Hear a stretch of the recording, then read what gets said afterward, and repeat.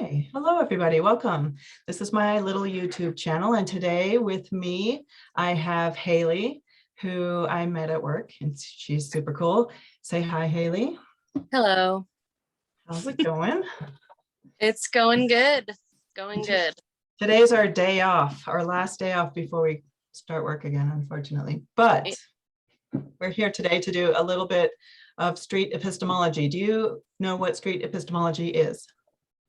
Well, you explained it to me a little bit when I kind of asked when you told me you had a YouTube channel, and I asked kind of what it was about. And so, and I don't think I'd ever really heard that term before, but yeah, I feel like no. It's really pretty new and it's pretty small. Like, not a lot of people are doing it. And there are people all around the world who are practicing street epistemology and learning.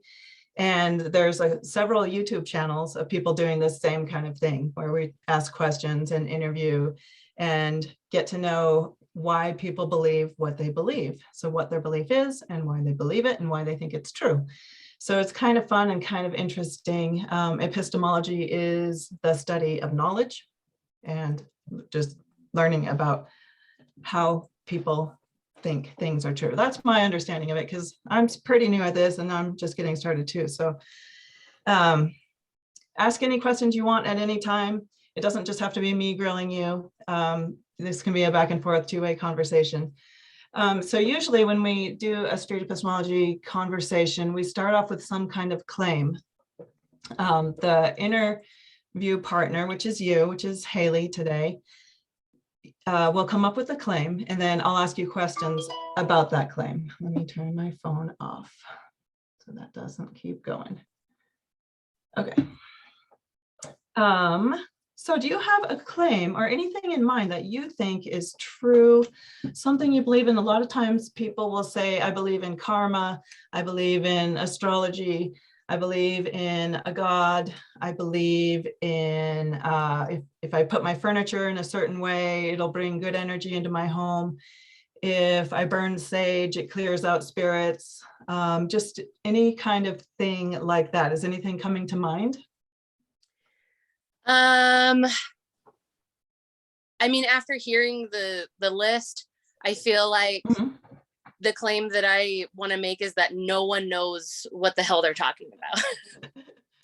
Well, that is true. And I'm going to keep my opinions out of it, and unless you ask for them, but it's not about me, and I'm not going to debate you. And if you say, this is what I think, I'll just go with that. Like, it's not anything to do with, I'm not going to interject or debate at all. That's my goal. Anyway, sometimes if it's something I feel passionate about, it's kind of hard not to, but that's right. What I'm going to try to do. So you don't have anything that you really believe strongly is true? Or maybe just questioning, like, I think maybe this might be true, or I'm kind of leaning towards, like, I live my life using the law of attraction or something. I believe that's true, kind of, or any of those kind of things. I believe that, so I don't know if it would be called like karma or like law of attraction or whatever, but I think that speaking positively, whether there's some kind of like spiritual, or it's all maybe even like placebo effect, because you're putting that out there. I feel like there's something to that probably. I know that things that I've experienced is when I'm in a really negative headspace and I'm speaking a lot of negativity and like, this is not going to happen for me, and I'm not going to get this job, or I'm not going to get this thing. Like, those things don't happen for me. Right. And when I'm either in a place of neutrality where I'm like, hey, if it happens, it happens, or I believe this good thing is going to come to me, like, it seems like it finds a way. And I don't know if it's because like subconsciously I'm thinking more positively and trying to find a way to make that happen instead of just like throwing it out the window. But yeah, that makes sense. Can we explore that a little bit? Like, let's make the claim that, well, not but let's explore the claim karma is real. And then you don't have to be like, I totally believe this 100%, but you can be we'll just talk about that. and see where you're at on that. Is that okay? Oh yeah, that's great. Because I think it's also good for like questioning beliefs, like you're not, because one of my first questions is going to be, how confident are you that this is true, that karma is real? And it could be like a scale of 1 to 7, or you can do percentages, like 0% would be, I know it's absolutely fake, that doesn't exist at all. 100% would be, it's 100% real. Like, I know this happens for a fact. So where would you be on that scale about the claim karma is real? I would say, does that make sense even? Yeah, no, I know what I just said. And so maybe that's not what I really perceive as karma, but I would say I'm about 25% karma is real. And I think that's because when you're doing good and you're putting good things out there, like a lot of times good will come to you because of the good things that you're doing, whether it's like other people are noticing it and doing things for you or bringing other things your way. But also like horrible things happen to people for no reason, you know, and I be in really karma in that way. Like, I think that, like, if you take me, for example, so a year ago, I was diagnosed with multiple sclerosis.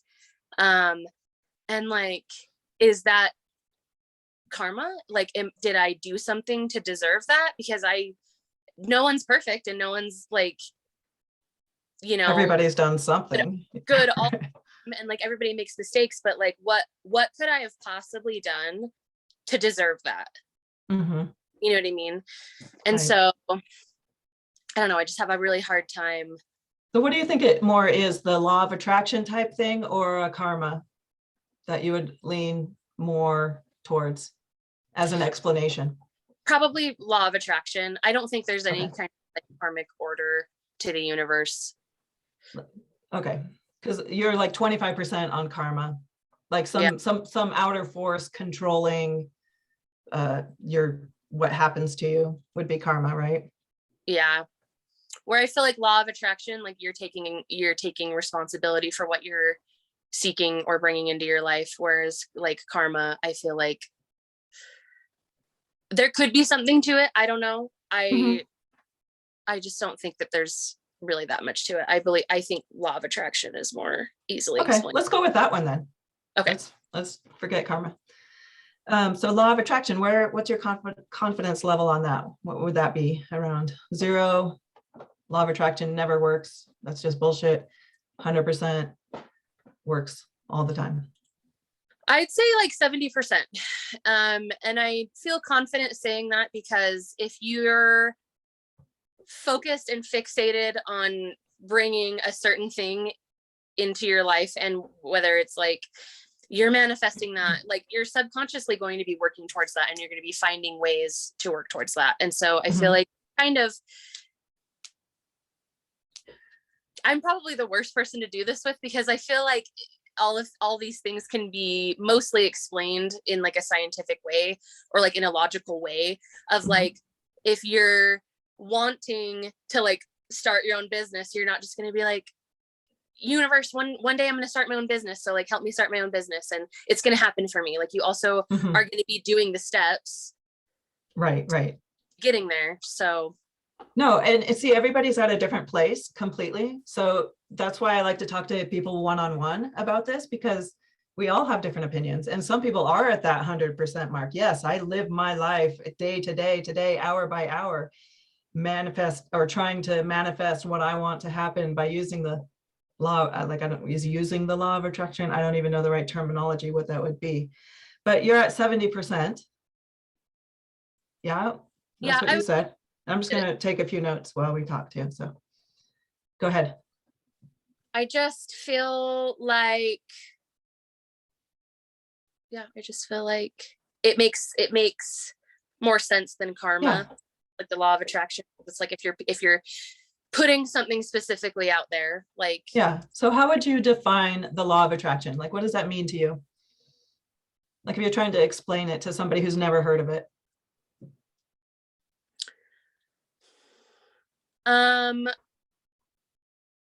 I would say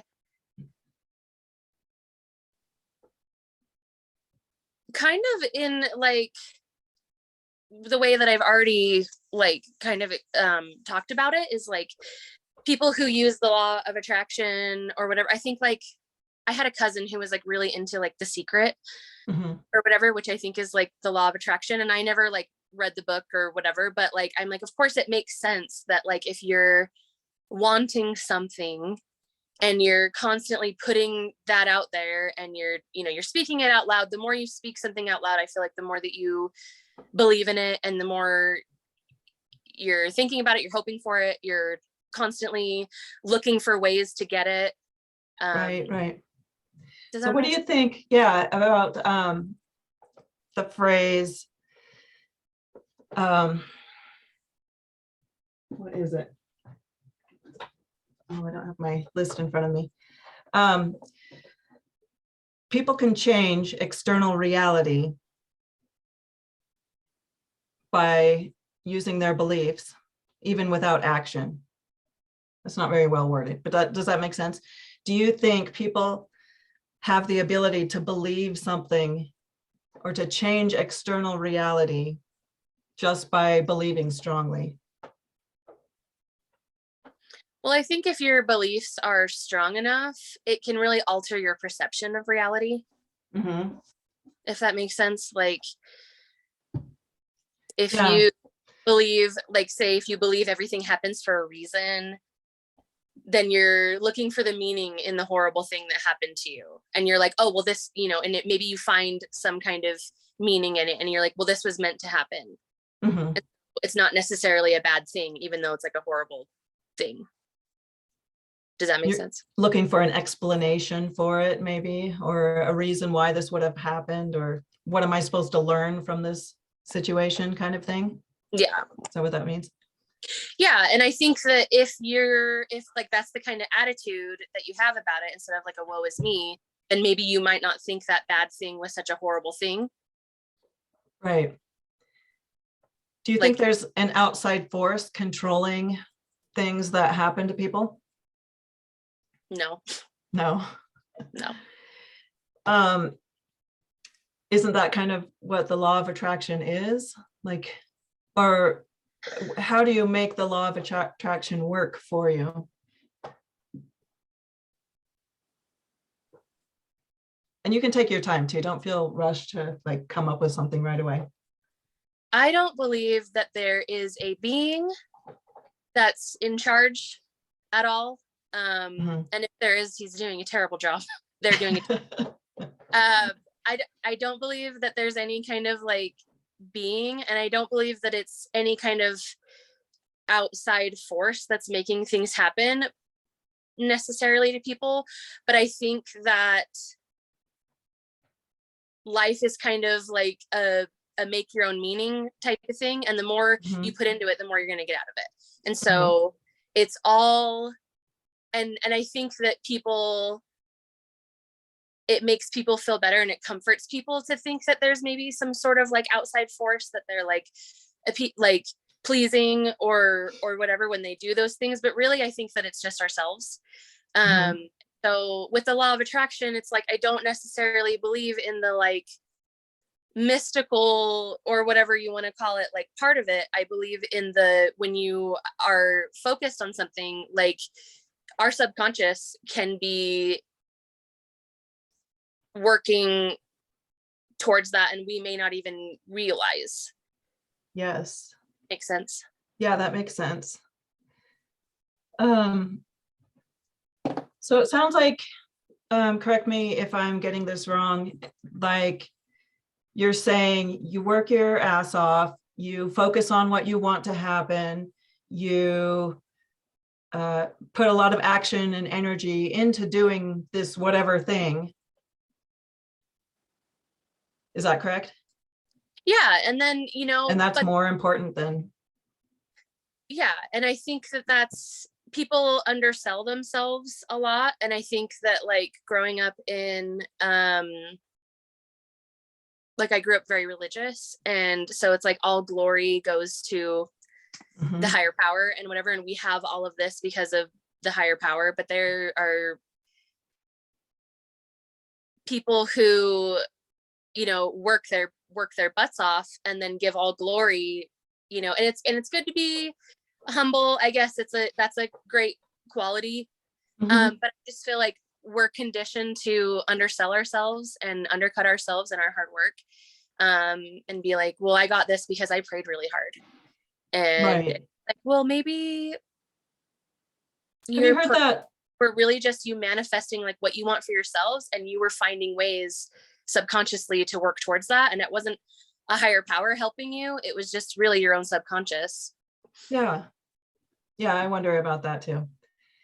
And I was thinking of it, I think this is, I don't remember where I heard it, but a common example of the law of attraction is you go into real estate and you want to be the number one top seller in your town or whatever.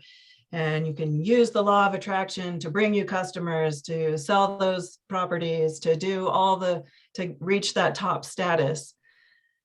And at the same time, you are spending 18 hours a day working, you're getting up early, you're hustling, you're making contacts, you're going out there, you're knocking on doors, you're doing so much work. How could you tell what to attribute to the law of attraction and what to attribute to just killing it and working really, really, really hard and spending all your time and energy and effort doing that thing? And maybe you get that top spot, maybe you don't. But Right.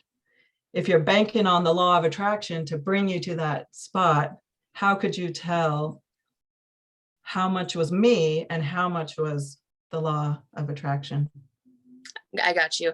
I think that I think that maybe my statement about the law of attraction is maybe like, I don't actually believe in the law of attraction. I believe in the law of attraction as something that we do ourselves. It's really just like a mental tool to use to help ourselves find our way. And I think no one wants to hear, hey, if you want this, you just have to work really hard and work your butt off. And there's a pretty good chance that like good things will happen to you if you do that, but it's not guaranteed. But I think when people hear like law of attraction, if you're doing like XYZ, this mystical thing is like gonna help you along the way. And I think that like maybe gives people like an extra kick in the pants or like extra motivation or something. Does that make sense? Yeah. Yeah. So maybe it's not that Yeah. So you don't believe in the supernatural aspect of it, or no. that there is this outside force or outside power. Yeah. So what I believe. Yeah, go ahead. True. So what I believe to be true about the law of attraction is that when you're hyper focused on this like one thing and how to achieve this goal, and you're like putting in the work, like it's gonna happen. And you know, I guess I just don't believe in like the mystical side of it. So your definition of the law of attraction is kind of another word for, or another term for, working your ass off. Yeah, I mean, how boring am I? So is 70% the most accurate number to be at on the law of attraction itself?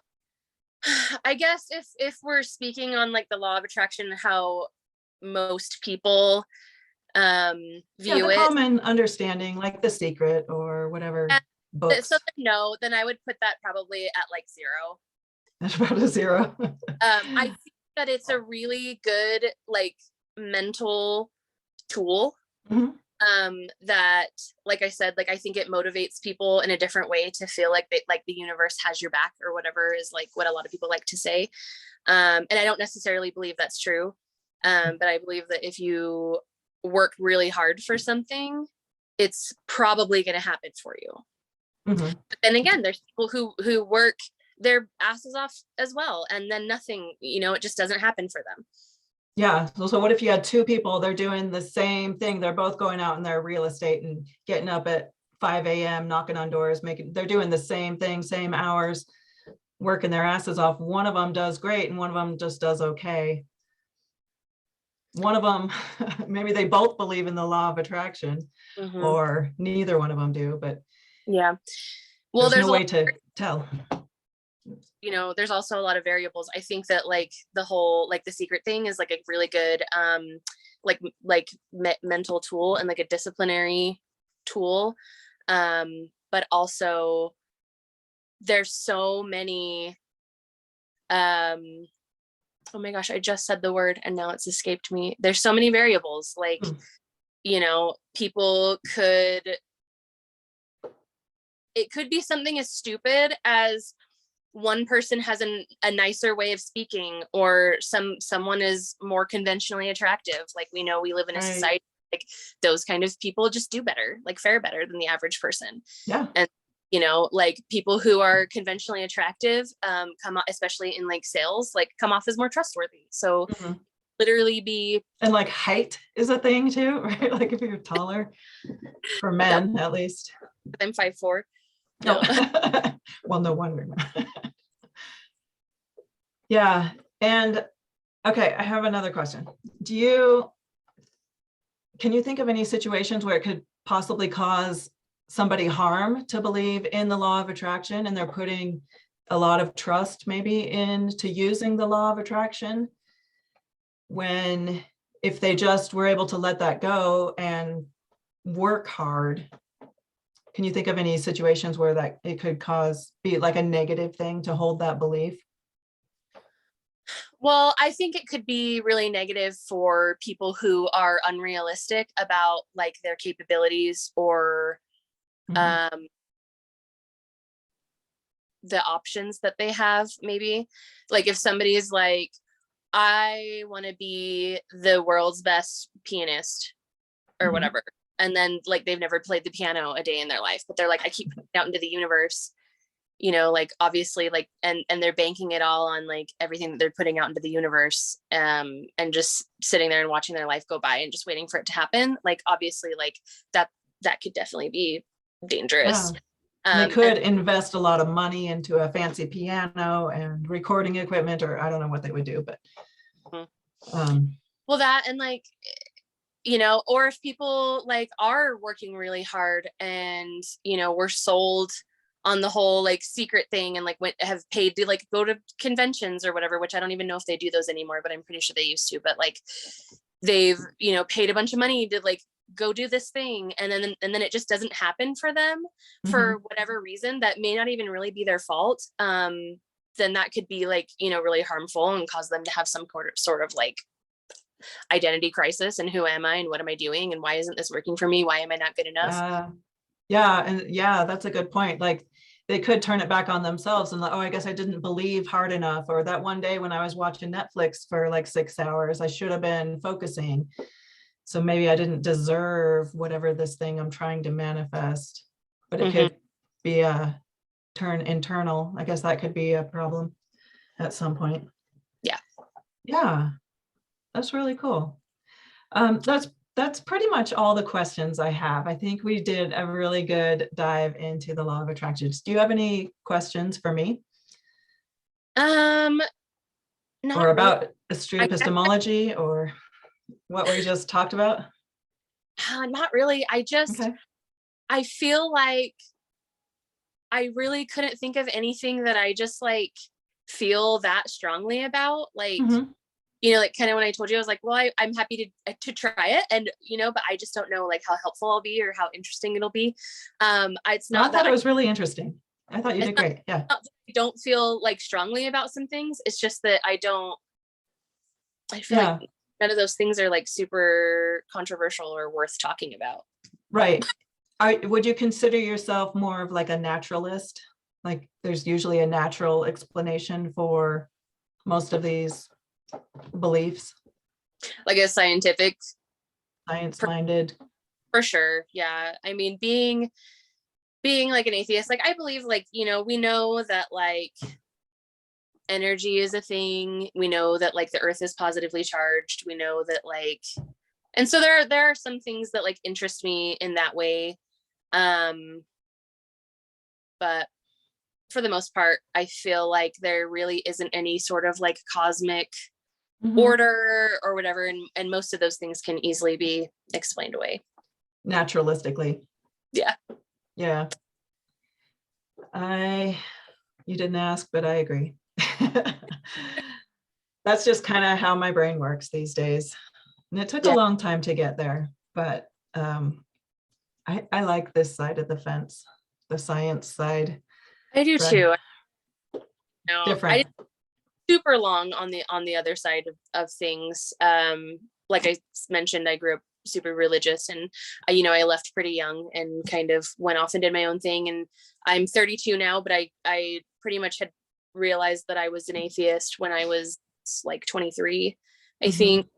And what so does that term mean to you? Atheist? Yeah. I just don't believe in. I'm gonna sneeze. Okay, never mind. Disappeared. Okay, go ahead. I don't believe in any kind of like higher power. I don't believe in organized religion. I don't believe that there is God. I don't believe that there's an afterlife. Right. Okay, so you left around 23, you said? Well, you designated yourself, you called yourself an atheist at 23? Correct. Around there? Yeah. And what were you going to say after that before I interrupted? Oh, I was just going to say, like, I left my religion that I was raised in when I was 18. And then I never really, I kind of like dabbled in other religions for a minute. And then I was like, yeah, none of this is for me. And then it wasn't until I was 23 and pregnant with my son, actually. And I realized that I was an atheist. And it wasn't even like there was about like a month period where I was kind of like mourning and confused and like maybe a little bit sad that I no longer believed in like some of those more comforting things, like when I die, like I'll be with my family forever, or life has a meaning or a purpose.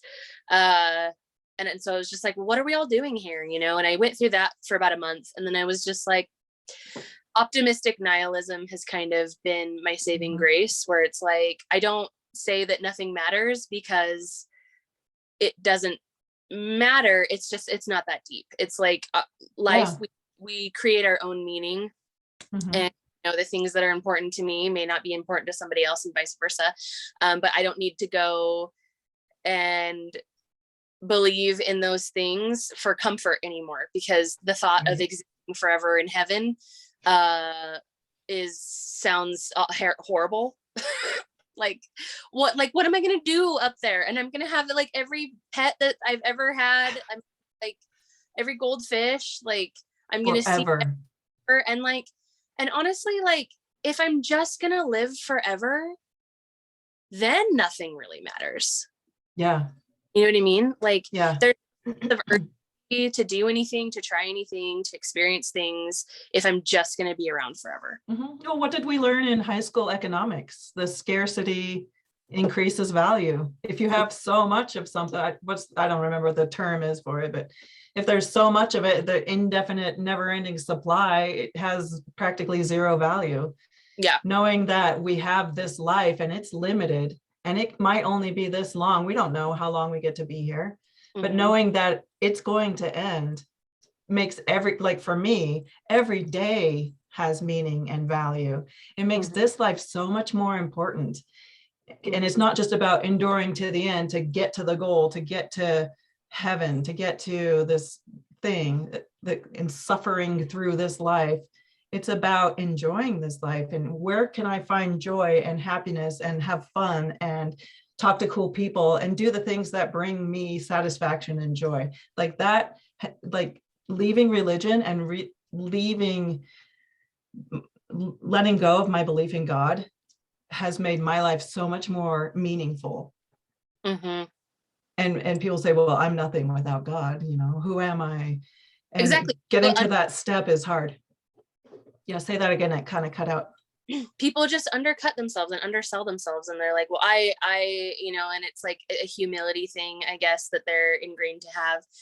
But like, who am I without God? I am nothing without God, or whatever. And like, that's just never. It's just indoctrination too, but yeah. Yeah, and in a form of brainwashing and indoctrination and whatever. But like, one of my favorite things to ask people is, if you could live forever, would you?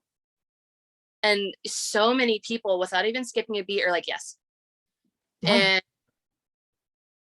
it's their fear of death. And I think that once you make peace with that, and people will be like, oh, well, I'm not afraid to die. Like, I know where I'm going, blah, blah, blah, blah. But it's like, you still ask. I'm going to a better place after I die, so it doesn't matter. Yeah.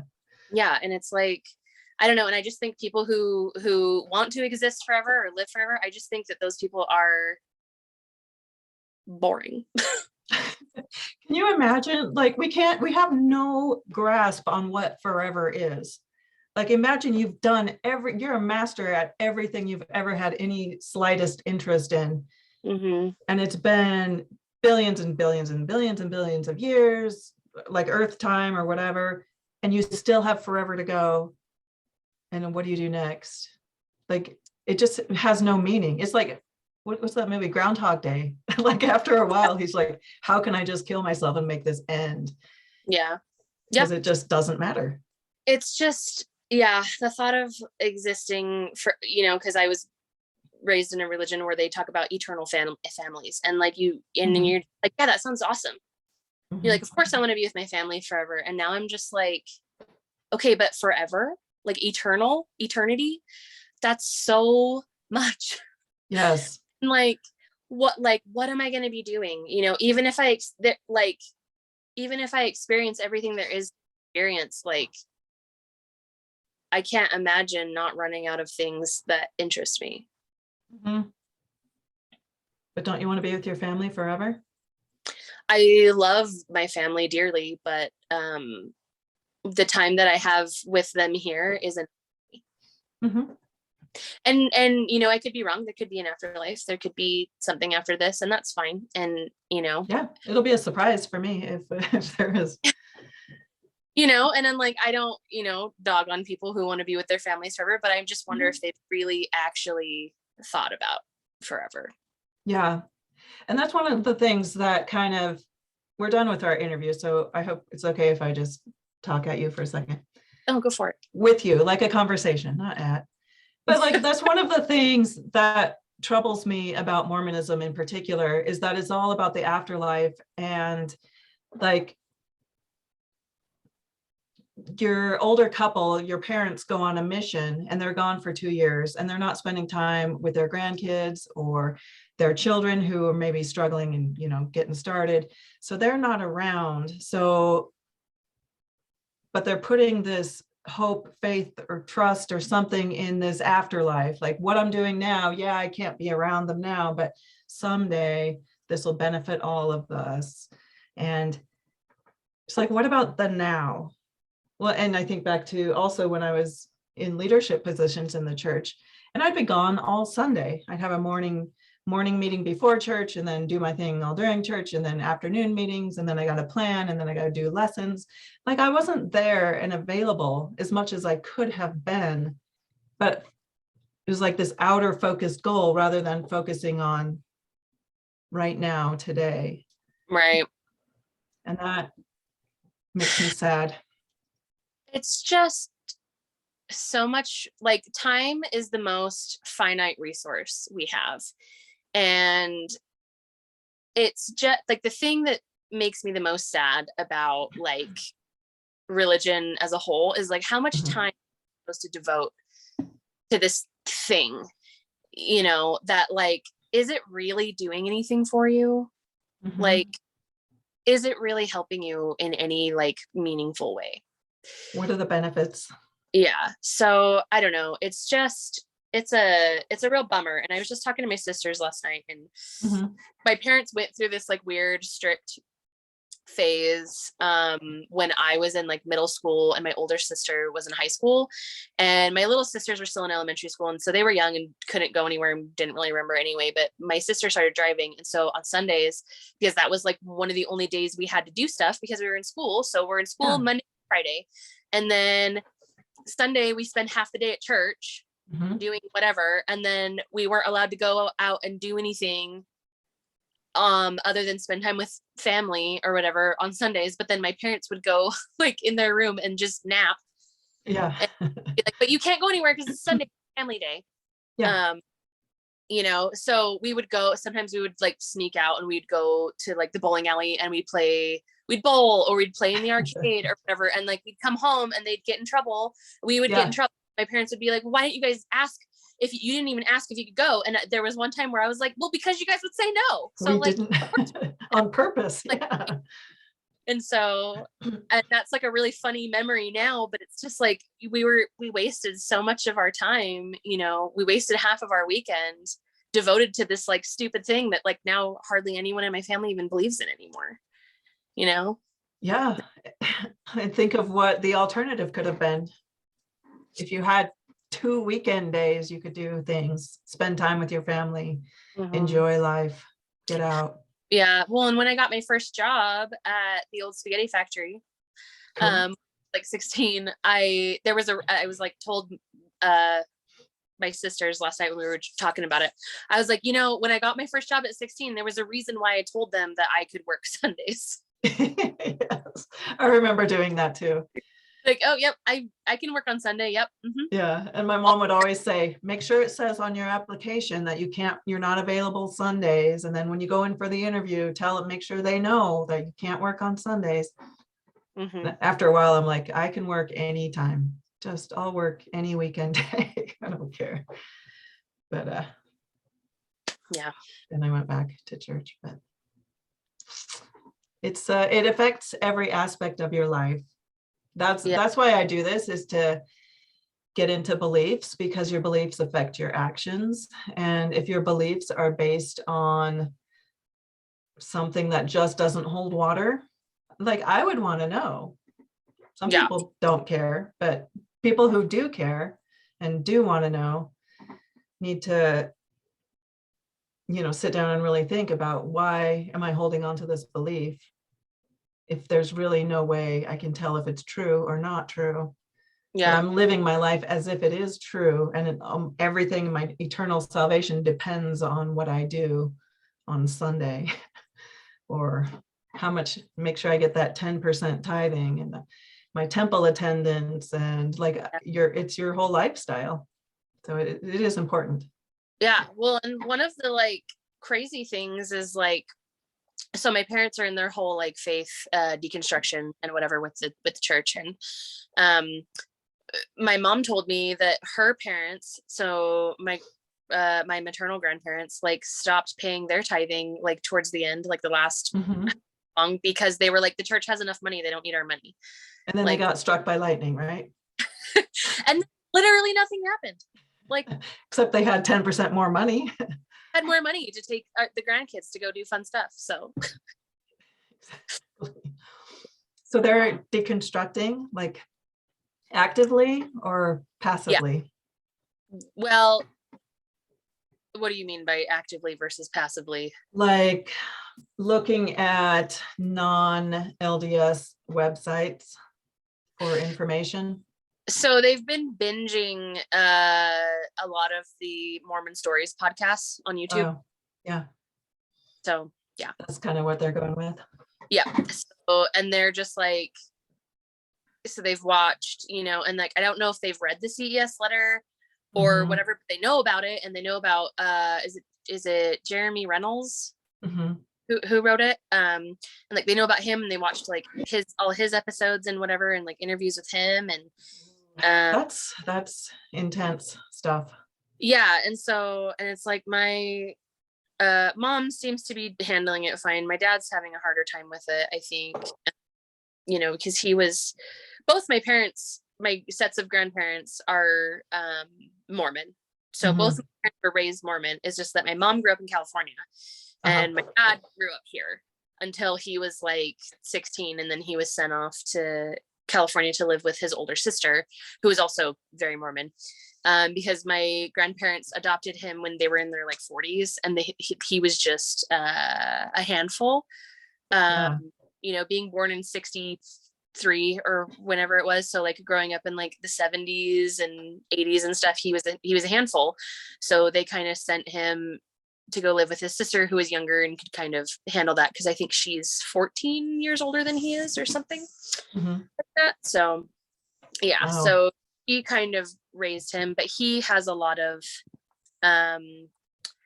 resentment and trauma and stuff from being raised in the Mecca. Is You know, does he have a lot of anger? Like, is he mad? Like, what yeah, is he thinking? yeah, he's expressed that feels lied to. He expressed that he Mhm. feels angry, but it's funny because like neither of them have really been active for, I would say, 5-6 years at this point. Mhm. So like they haven't been actively going, but I think they like still believed. It was just hard when our last president was elected, when Trump was elected, for them to go to church because a lot of Mhm. the people in our ward were Trump lovers. And my mom is just the nicest, sweetest lady. And she just can't believe that any Christian would like support Trump in any way. And so it was really hard for her to reconcile that like most of the people that, because like I live in their house now. I just moved back last month, and like it's hard for me to reconcile that like all these people that I grew up knowing that are great people, I grew up going to church with them and everything, are Trump supporters. you Yeah. know And like church got really political for some reason. yeah, and it A did. And lot it of wards and conversations. and our ward, and it was kind of, membership has been declining for a while, and it was, a couple years ago, and over 5 years ago, it was something when the church came out with like, oh gosh, I mean, I think it was was it like 2016 or something, when they like fully legalized gay marriage everywhere. Oh, yeah. Or I don't remember what year it was, but yeah. I can't remember, or maybe it was even before that. Maybe it was like 2013 or something. But anyway, regardless, like somebody, like they find our ward, and it was like people who live like on the other side of the neighborhood. Mhm. They all started going to church together because they had to combine two wards. And somebody from that my mom didn't know super well like got up to like bear their testimony, and it was shortly after that, and he basically, his whole entire testimony was just like some political rant about how gay people are ruining the sanctity of marriage and blah blah blah and all of that stuff. And she was just looking around, and everybody was just kind of like nodding in agreement, and she was just like, This is here in Utah uh-huh, or California? Utah. Okay. here in Utah. So yeah, we moved to Utah when I was like 8, so Okay. we've been here for a while. So Ooh, I hate the political stuff. And why didn't the bishop turn off her mic or his mic and like say, hey, this is not probably because he felt the same way. probably. you know and I don't, Uh, it's rough, yeah, man. that's horrible. I hate that so much. I don't know if your parents, if they've been listening to Mormon stories, they might know about the Thrive events and Thrive groups for I don't people transitioning out of Mormonism, trying to go through the process of deconstruction. So there's a lot of help available there if they're looking for other people who are gone, yeah, have gone through this and are currently going through it, and also the recovering from religion yeah. Well, I think website. like they, because I was always the black sheep in the family, always the odd one out. I was always like doing my own thing, and I was the first one to leave. I was the first one to get a piercing. I was the first one to get a Mm. tattoo. And I'm the second born, and there's like a 4-year age gap between me and my older sister. But she just kind of walked the straight and narrow, and she did like the whole temple marriage thing and whatever. And I'm all over here like living with my boyfriend out of wedlock. And I got tattooed and I got pierced, and I, at like 19 years old, 18, 19 years old, and all this Scandalous. actively told, I told them that I was like no longer going to go to church and all this stuff when I think I was like 18. Mhm. Um, and so I feel like maybe when I moved back in, they were hoping that I would be more insightful on like what they're going through, but like I can't, it's Mm. hard for me because like I can't relate to them because my experience was totally different. It was like I figured Right. out 13 years old that this was not something that was for me. And the rule was that I had to go until I was 18. And then when I was 18, I could make my own choice. And I think that they had thought that I was going to be indoctrinated enough at that point, or, Right. you know, have such a relationship with Jesus Christ and a belief in Joseph Smith or whatever, that I would just keep going or whatever. Yeah. Like, You and were like like make 13 when you left? mentally. Yeah, so you checked out at 13, basically.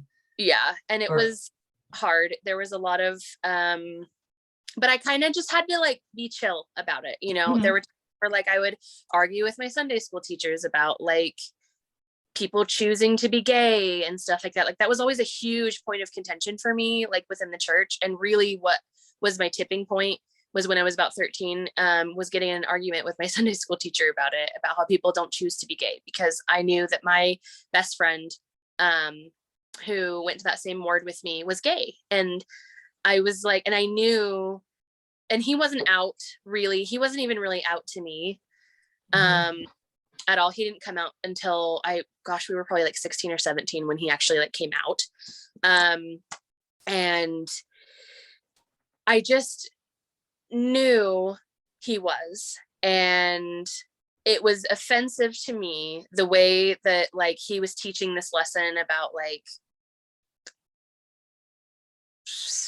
about gay people. I honestly can't even remember, because I feel like that's not even like a lesson that they're supposed to be teaching or whatever, like Mhm. Mhm. same-sex attraction or whatever. But like it just came up and everybody was just like joking There are about it. lessons about it. Yeah, There are, unfortunately. Yeah. I honestly can't remember specifically what it was, but it was just like, and I was like, okay, so you don't believe that people are born gay, you believe that they choose. And it's like, okay, well, why would people choose to be ostracized in be part of a minority group that is so ostracized that there are hate crimes against them, where they literally have their lives taken from them, you know? Yeah. And I was like, To why put would any, themselves at risk yeah. physically. And he was like, oh, well, it's just a mental illness. And I was like, well, did they Mhm. choose it, or are they mentally ill? Right. You know, like, and we kind of Yeah. got it. And then he, you know, I guess he spoke to the bishop, and I just kind of like crossed my arms and started staring out the window, and I just kind of like checked out of the lesson. And I guess he went Right. to the bishop afterwards about it, and I had to go to the bishop's office after church and have a chit chat with him about it. And Oh my God. he obviously did not have my side or explain things in a way that No. I was conducive to me wanting to believe that part of the church's beliefs Because were true. there's literally no good excuse for teaching these things. The only thing is, you've heard of the book, The Miracle of Forgiveness, Yeah. Spencer W. Kimball Yeah. gets deep into the causes for homosexuality. It's like, I don't remember it's been so long since I've read it, but there's just so many teachings and quotes by the prophets and lessons and talks that clearly state that homosexuality is a sin, it's a choice. And so you're getting this message from the high up leaders of the church teaching you these things, and you have to accept what the prophets say, because Yeah. it's the law of obedience. You can't contradict it. So science is wrong, I guess. And I love that finally science is coming up to the point where they're saying it's not a choice, and here's XYZ, and here's the facts, and here's the data. And you can look at it, and it seems to support you're born this way. You're not made into a gay. You are just, it's who you are. It's part of your identity. And same with transgenderism, any gender issues as well. Like it's finally there's data for it, and it's slowly coming around. Yeah. And the policies of the church are slowly changing, but it is, I feel bad for these young kids. I do too, you know, and it's especially hard, you know, being in the Mecca. And Mhm. that's why, you know, we have a super high depression rate. We have a super Mhm. high like suicide rate among teens, especially LGBTQ plus. Yep. And it's really heartbreaking. And that, you know, something that is supposed to be so pure and true and wonderful and good And loving and kind and accepting. Yeah, and just breeds so much hate And and division. yeah, and like it, you know, it tears families apart. Mhm. And it's the othering. It's the us against them. It's the righteous versus the wicked. It's the, the last days, the wheat and the tares. Satan's going to go crazy out in the world. And so we have to double down on our beliefs to make sure that we're safe and we're protected. So you got to be careful who you associate with. So families are like, yeah, you can't bring your same-sex partner over because that would be inappropriate. And I don't want the other people to think that we're supporting that or it's okay, because it's clearly not. And it breaks my heart that this thing that's supposed to be all about families and togetherness isn't. Yeah. And there's some exceptions, obviously, but yeah. It's, and I'm very lucky that I got raised in the family that like I did get raised in, because it really could have been so much worse with me being, the way that I was when I was younger, and, as I left and things like that. And I actually told my sisters today on Marco Polo, because everybody was here yesterday for Jameson's birthday party.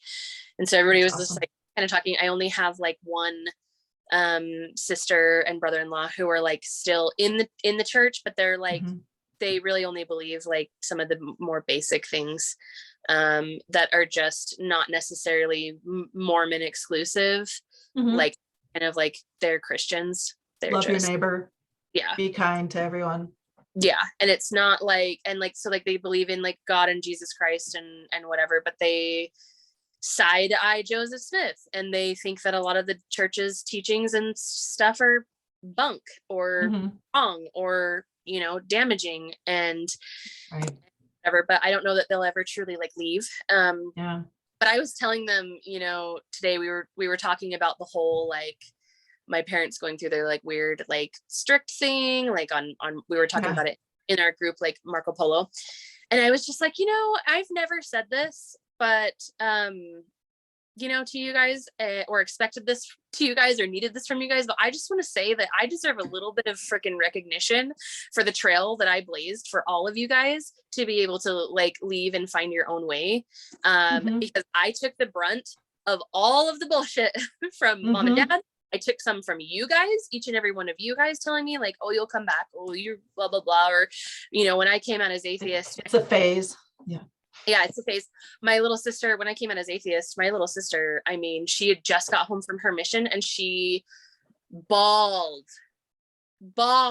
when I said that I was atheist, and she just started crying, and she was just like, how could you look at your son and think that he came from nothing? And I was like, he didn't come from nothing. He came from me and his father and billions of years of evolution.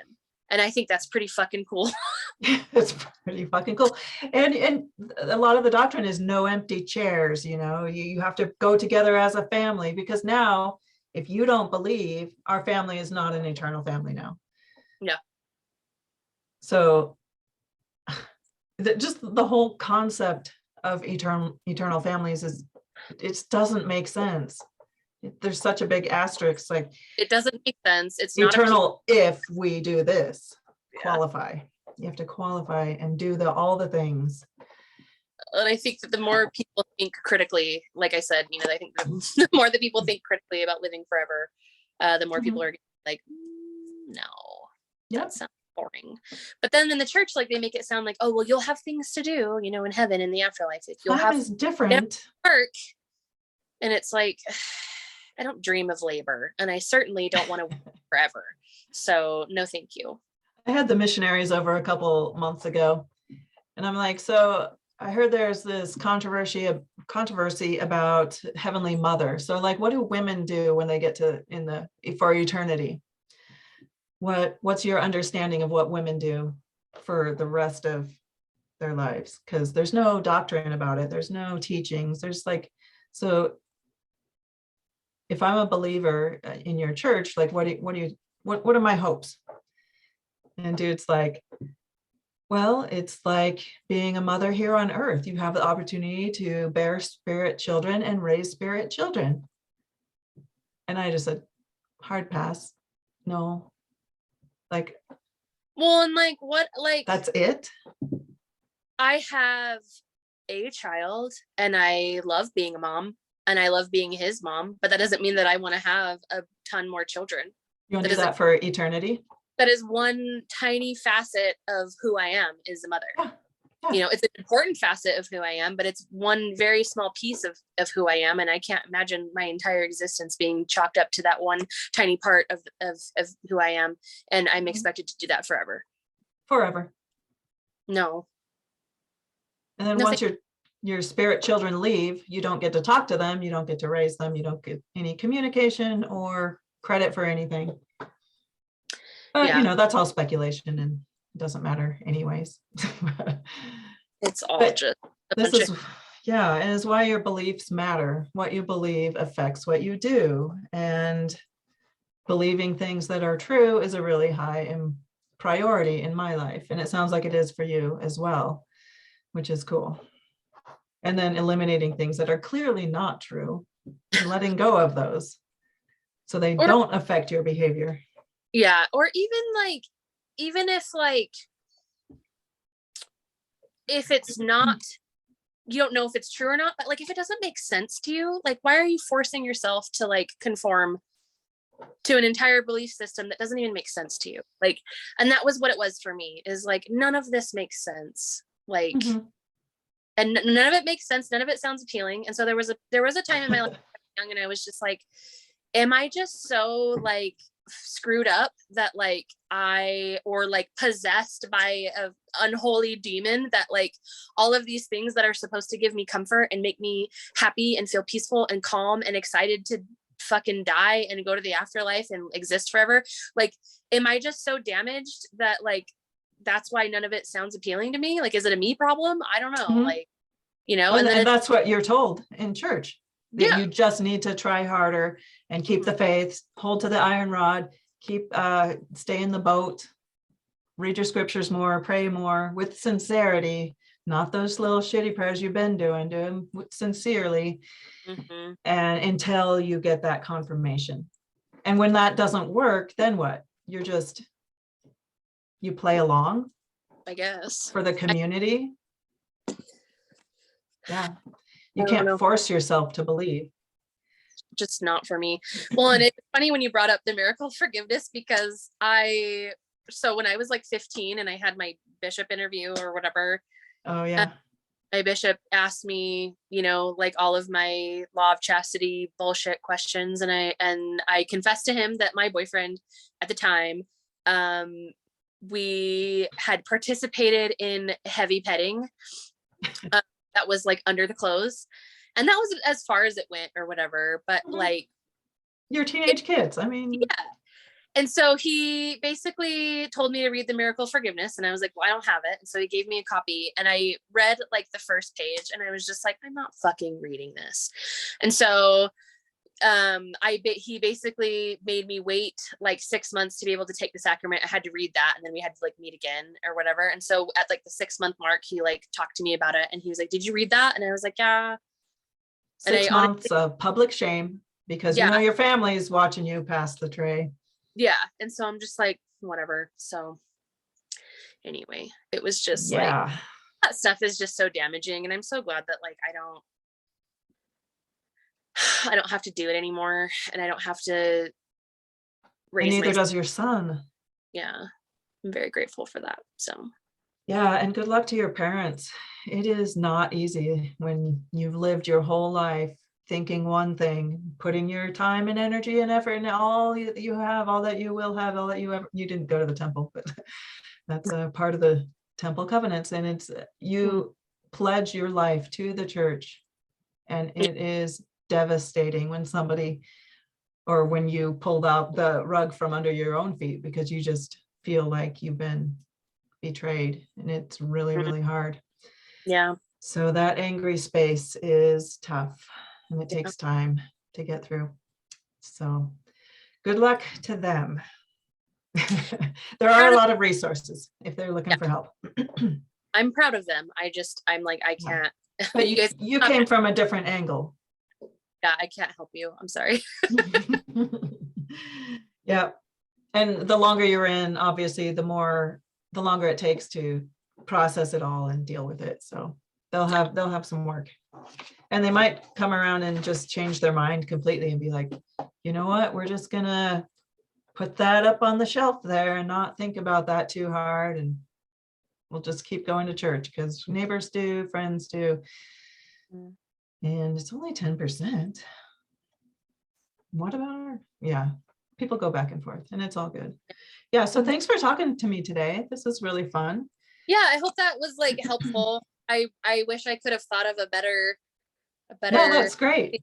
but then you also got to, whoever will get to see me like deconstruct my own statement. So Right. because like my own unique interpretation anyway. Yes.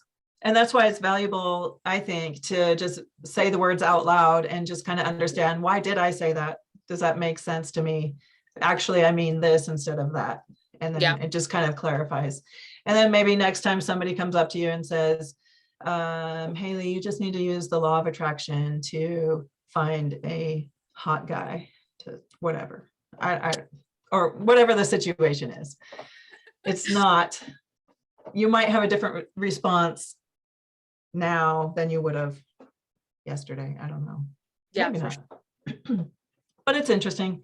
It's fun to think about. And I'm going to go ahead and end the recording. So say goodbye.